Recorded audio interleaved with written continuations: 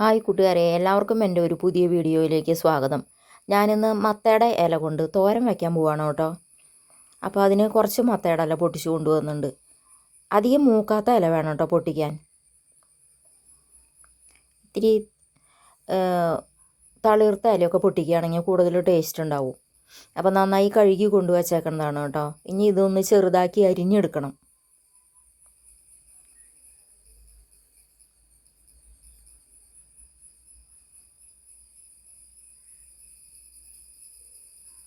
ഒന്ന് ഇല ചെറിയ കഷ്ണങ്ങളായിട്ടൊന്ന് പൊട്ടിച്ചെടുത്തിട്ടൊന്ന് അരിഞ്ഞെടുക്കണം കേട്ടോ.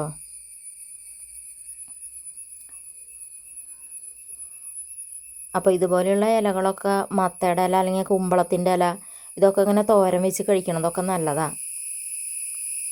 ഇതൊക്കെ നല്ല ഫൈബറുള്ള കാരണം നമ്മുടെ വയറിനൊക്കെ നല്ലതാണ്.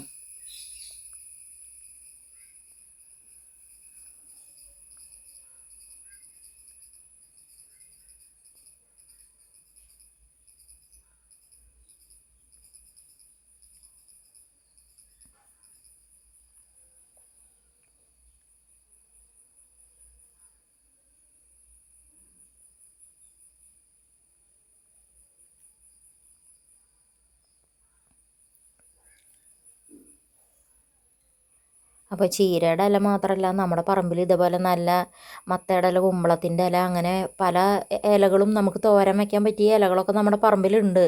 അത് നമുക്ക് അറിയാണ്ടാണ് ഏതൊക്കെയാണ്. തുമ്പയുടെ ഇല അതൊക്കെ എടുത്ത് പത്തലക്കറിയിലൊക്കെ കൂട്ടും. തോരൻ വയ്ക്കാനൊക്കെ നല്ലതാണ്. ഇപ്പോൾ പറമ്പുകളൊന്നും അധികം ഇല്ലാത്ത കാരണം ഇതുപോലെ ഇലകളൊന്നും അധികം കിട്ടാണ്ടായി തോരൻ വയ്ക്കാൻ.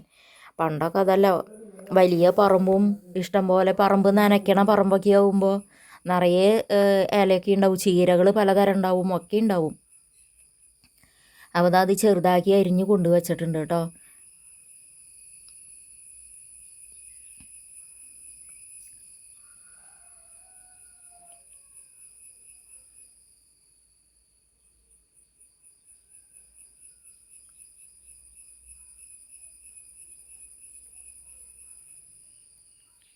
ഇനി ഇത് നമുക്ക് ഉണ്ടാക്കാനായിട്ട് ഒരു പാൻ ഗ്യാസുമ്മ വയ്ക്കണം കേട്ടോ.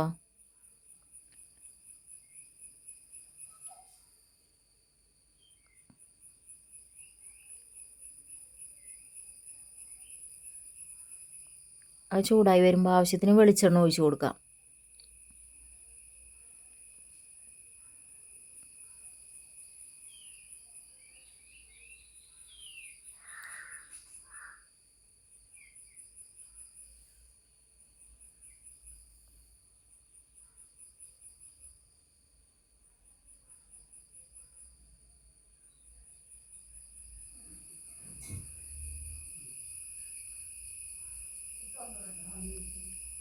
വെളിച്ചെണ്ണ ചൂടായി വരുമ്പോൾ അതിലേക്ക് കുറച്ച് കടുക് ഇട്ട് കൊടുക്കാം കേട്ടോ.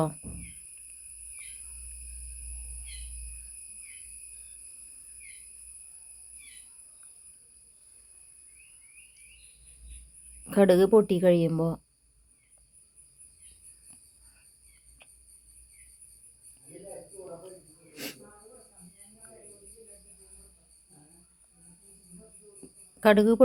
അതിലേക്ക് ഞാൻ കുറച്ച് 2 ടീസ്പൂൺ അരിയാണ് കേട്ടോ ഇട്ട് കൊടുക്കണേ.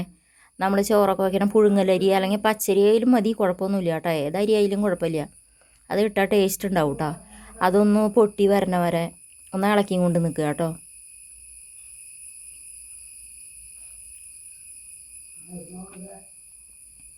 അത് പൊട്ടി കഴിഞ്ഞാൽ പിന്നെ കുറച്ച് തേങ്ങ ചിരകിയത് ഇട്ട് കൊടുക്കണം കേട്ടോ.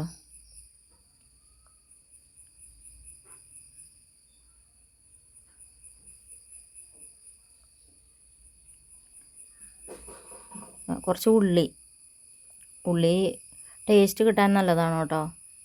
ഉള്ളി ആവശ്യമൊന്നുമില്ല, എന്നാലും ഞാനിവിടെ എല്ലാത്തിലും ഉള്ളി കൂട്ടും. കുറച്ച് ചുവന്നുള്ളിയും കുറച്ച് വെളുത്തുള്ളിയും കൂടി ഇട്ട് കഴിഞ്ഞാൽ കൂടുതൽ ടേസ്റ്റ് ഉണ്ടാവും. ഉള്ളിയിട്ട് അതൊന്ന് ഇളക്കി ബ്രൗൺ നിറായി വരണ വരെ ഒന്ന് ഇളക്കി കൊണ്ട് നിൽക്കുക കേട്ടോ.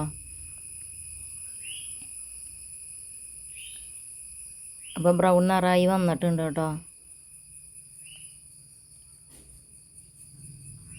ഇനി 2 വറ്റൽമുളകൊന്ന് പൊട്ടിച്ചിടണം കേട്ടോ.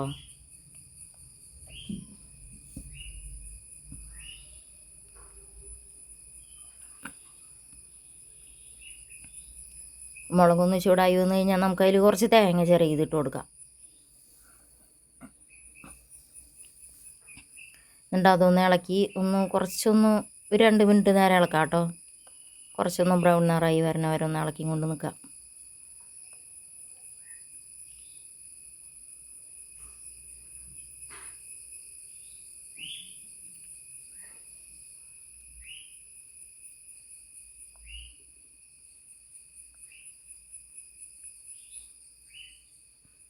ബ്രൗൺ നിറായിട്ടുണ്ട് കേട്ടോ. ഇനി നമുക്ക് ഈ അരിഞ്ഞ് വെച്ചേണം മത്തയുടെ ഇല അതിലിട്ട് കൊടുക്കാം കേട്ടോ.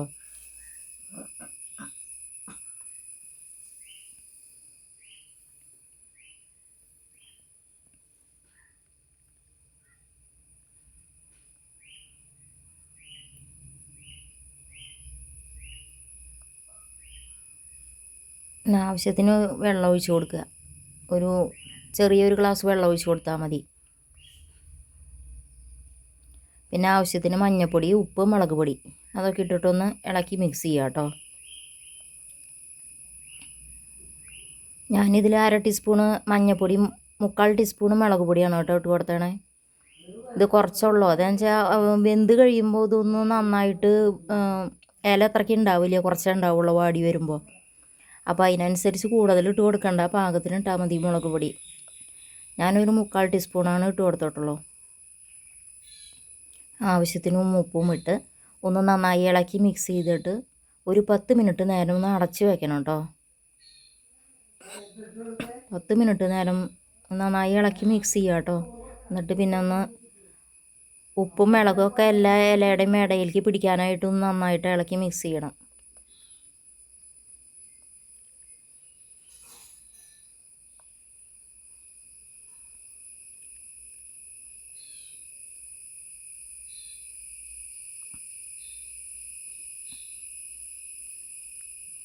ഇനി ഇത് നമുക്കൊന്ന് അടച്ച് വയ്ക്കാം കേട്ടോ. ഒരു 5 മിനിറ്റ് കഴിഞ്ഞിട്ടൊന്ന് ഇളക്കി നോക്കണം കേട്ടോ. അടപ്പ് തുറന്ന് അടി പിടിക്കണ്ടോന്ന്. ഗ്യാസ് ഇനി സിമ്മിൽ കത്തിച്ചാൽ മതി. എന്നിട്ടൊന്ന് ഇളക്കി നോക്കി നമുക്ക് നോക്കാം കേട്ടോ. നന്നായി വെള്ളം വറ്റി ഡ്രൈ ആയി കഴിഞ്ഞാൽ നമുക്കത് ഗ്യാസ് ഓഫാക്കാം കേട്ടോ. വെള്ളം വറ്റി വരുമ്പോഴേക്കും അത് വെന്തിട്ടുണ്ടാവും. അപ്പോൾ ഇതൊക്കെ ചോറിൻ്റെയൊക്കെ കൂടെ കൂട്ടി കഴിക്കാൻ നല്ലതാണ് കേട്ടോ. പിന്നെ കാൽഷ്യമൊക്കെ ഉള്ള കാരണം ഇലവർഗ്ഗങ്ങളാണല്ലോ എല്ലാം നല്ലതാണ്. ആഴ്ചയിൽ 2-3 ദിവസമെങ്കിലും ഇതുപോലെ ഇലകളൊക്കെ തോരൻ വെച്ച് കഴിച്ച് കഴിഞ്ഞാൽ നല്ലതാണ്. അപ്പോൾ ഗ്യാസ് ഓഫാക്കാം കേട്ടോ. നന്നായി ഡ്രൈ ആയിട്ടുണ്ട് വെള്ളം വറ്റിയിട്ട്. അപ്പോൾ നിങ്ങൾ ഇതുപോലെയൊക്കെ ഒന്ന് ഉണ്ടാക്കി നോക്കിക്കോളൂ കേട്ടോ, ഉണ്ടാക്കാത്ത ആൾക്കാരാണെങ്കിൽ. അപ്പോൾ സൂപ്പറാണ്. നമ്മുടെ പറമ്പിൽ തന്നെ ഉണ്ടാവുന്നതാണല്ലോ, വിഷാംശമൊന്നും ഇല്ലാത്തതാണല്ലോ.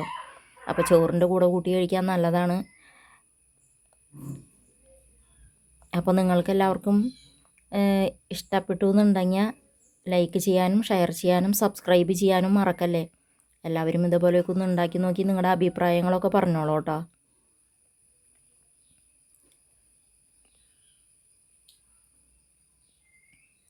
അടുത്ത നല്ലൊരു വീഡിയോ ആയിട്ട് പിന്നെ വരാം കേട്ടോ.